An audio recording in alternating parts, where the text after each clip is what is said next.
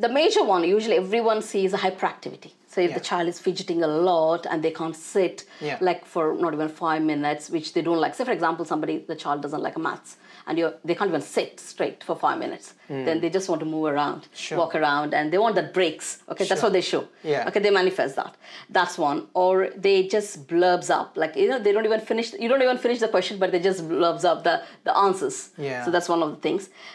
They may not be able to kind of like say, poor sleep might be one of the reasons as well. ADHD has got very manifestation of poor sleep, and I think they might be picky eaters, and especially in the concentration, which they can't sit, they can't share, they can't like it has to be like an impulsive, like they're in the like a motor. The brain is like in a motor. They're on the go all the time. That's what you see most of the So, but hyperactive, when the child is hyperactive, mostly it manifests in boys.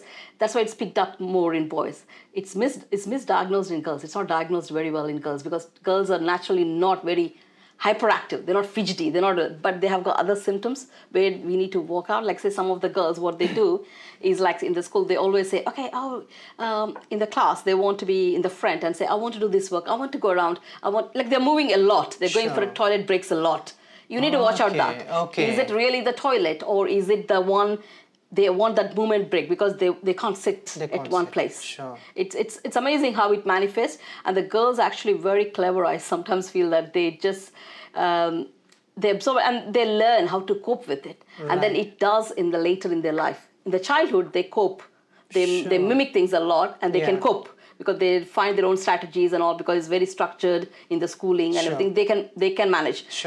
You will see definitely a lot when they go to jobs which they don't like what to do, or in university, it really hits them that time because they can't cope anymore.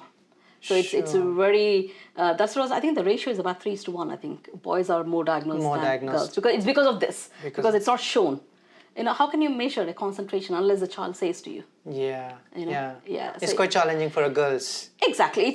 It's because you need to make that conversations actually. If they're like, we as a parents, what's happening in,